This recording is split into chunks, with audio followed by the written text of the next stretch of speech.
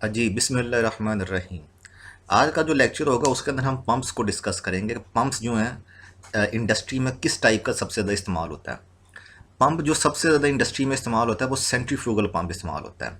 Pump की बहुत से टाइप होती हैं, सेंट्रीफ्यूगल पंप होता है, स्क्रू टाइप पंप होता है, लेकिन जो सबसे ज़्यादा इस्तेमाल होता है वो सेंट्रीफ्यूगल पंप इस्तेमाल होता है। It is mostly use in industry. It is use for the large flow and moderate pressure. कि मॉडरेट प्रेशर पे और लार्ज फ्लो ऑफ फ्लूइड को अगर आपने आगे पंप कराना हो तो उसके लिए हम सेंट्रीफ्यूगल पंप इस्तेमाल करते हैं। हम सेंट्रीफ्यूगल पंप को देखेंगे और इसके पार्ट्स को देखेंगे और इसकी फंक्शनिंग को देखेंगे कि पार्ट्स जो है उसकी वो कैसे काम करते हैं। तो main heart of the pump होता है वो होता है impeller.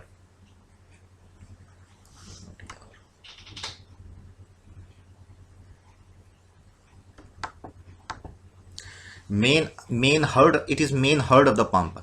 It rotates and impart kinetic energy to the fluid. As the impeller spin, it throws fluid outward by centrifugal force and thus increases the velocity and the pressure of the fluid which is being pumped. Pump के अंदर जो main चीज़ होती है जो fluid को pump करता है वो इम्पेलर होता है।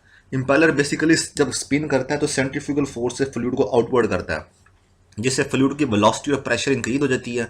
और मैकेनिकल एनर्जी जो कि इम्पेलर को मोटर के जरिए मिल रही होती है वो प्रेशर एनर्जी के अंदर इम्पेलर उसे कन्वर्ट कर देता है और fluid goes out by having pressure energy from the impeller और फ्लूइड जो पंप तेजी से आगे की तरफ चला जाता है। ये होता है इम्पेलर और ये इम्पेलर का काम होता है पंप के अंदर। अगला होता है casing. It encases the impeller and capture the fluid. Impeller के ऊपर जो कवरिंग होती है जो कि इम्पेलर को केस करती है और उसे प्रोटेक्ट करती है उसे कहते हैं केसिंग। ये केसिंग बेसिकली इनटेक लेता है फ्लूइड का और इसे इम्पेलर जो होता है फिर उस फ्लूइड को आगे पंप करके आगे भेज देता है। ये केसिंग होती है इसकी और ये आमतौर पे स्टेनलेस स्टील की बनी होती है पंप के अंदर। उसके बाद होता है shaft. It transmit the mechanical energy from motor to impeller. Pump के अंदर होती है शाफ्ट। ये शाफ्ट बेसिकली पंप को और मोटर को आपस में कनेक्ट करती है।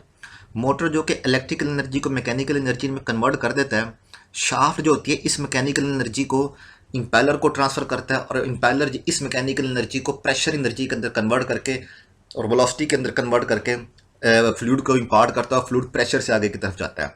ये बेसिकली शाफ्ट होता है।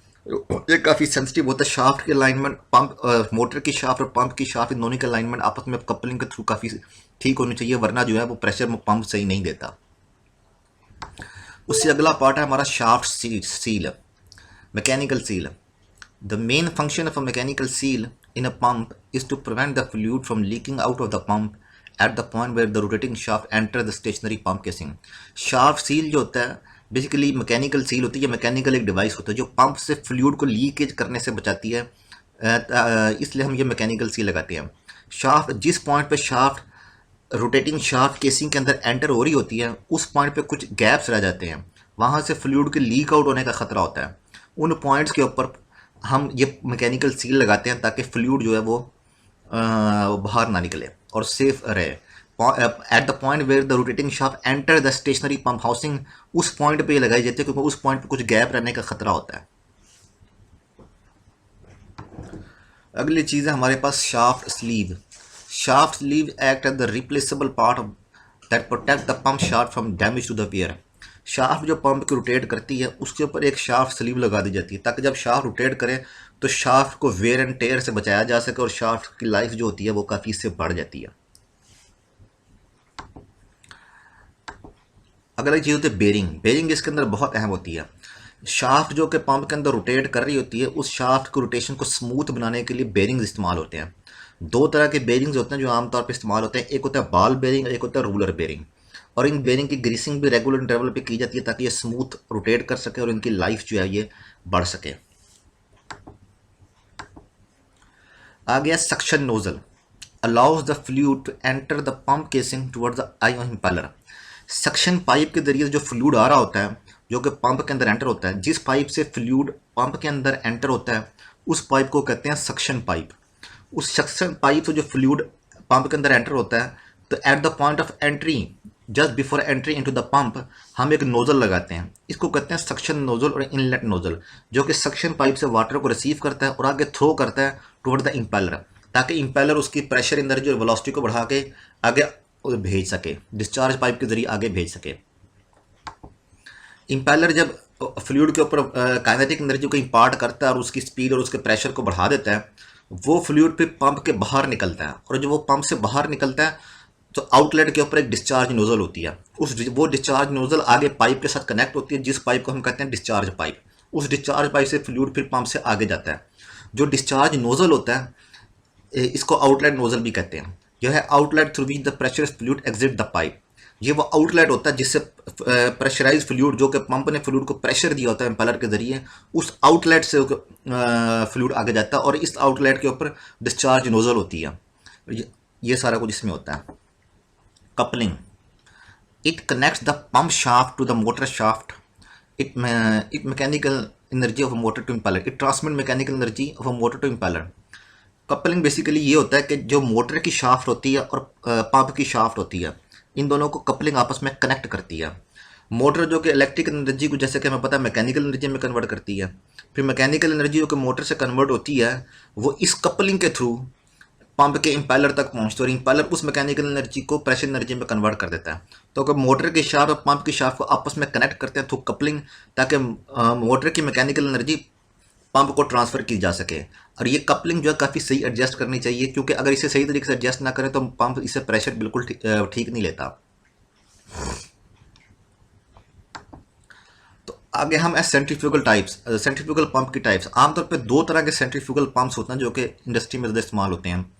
Two types of a centrifugal pump is mostly used in industry: end suction centrifugal pump or multi-stage centrifugal pump.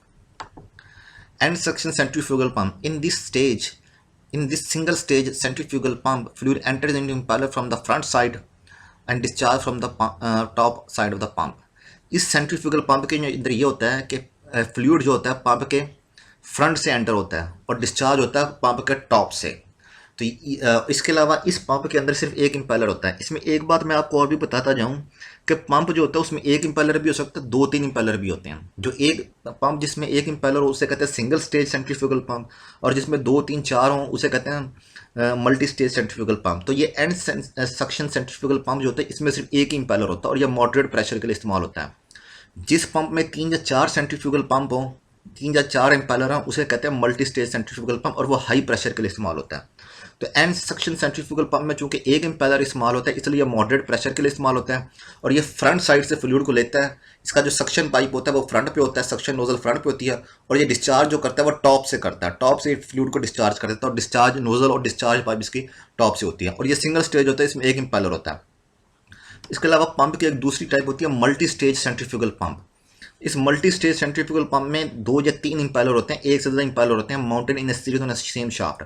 ये दो या तीन इम्पेलर इसलिए लगाए होते हैं ताकि हम जब हमने हाई प्रेशर में फ्लूइड को डिस्चार्ज करना हो तो फिर मल्टी स्टेज सेंट्रीफ्यूगल पंप इस्तेमाल होता है। जैसे कि हाई प्रेशर में फायर फाइटिंग का इस्तेमाल हो, तो फायर फाइटिंग के लोग जो होते हैं उन्हें हाई प्रेशर में पंप को वाटर को डिस्चार्ज करना होता है, ताकि ये इनकी रिक्वायरमेंट में इस्तेमाल होती है। इस तरह बॉयलर फीड वाटर पंप या आरओ प्लांट जो होता है इसके अंदर भी मल्टी स्टेज सेंट्रीफ्यूगल पंप इस्तेमाल होते हैं। It has more than one impeller mounted in A series on a same shaft. It produces high pressure water. It is used in the firefighting and boiler feed water pump and RO plant. तो ये सारा है। इसके अलावा pumps की जितने भी parts हैं वो मैंने आपको बता दी हैं।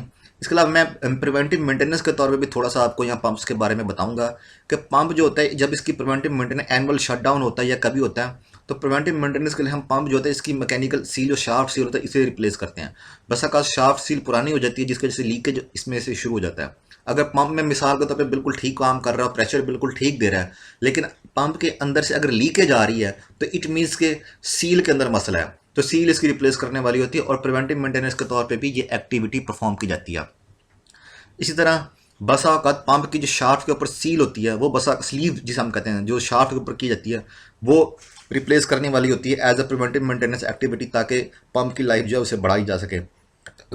बस अगर ये होता है कि पंप प्लांट साइड पे काम कर रहा होता है, बिल्कुल ठीक काम कर रहा होता है, लेकिन पंप के अंदर वाइब्रेशन आना शुरू हो जाती है। पंप के अंदर अगर वाइब्रेशन हम वाइब्रोमीटर से मेजर करें, vertical vibration, horizontal vibration, axial vibration, और वो अगर वाइब्रेशन ज़्यादा है तो इट मीन्स कि पंप के बेरिंग रिप्लेस होने वाले होती हैं।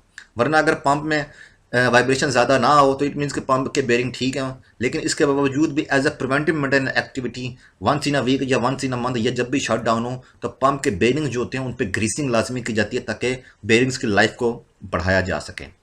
इसके अलावा as a preventive maintenance activity suction nozzle या डिस्चार्ज नोजल जो होती है ये रिप्लेस की जाती है ताकि इनटेक और आउटलेट पंप का बिल्कुल सही रहे।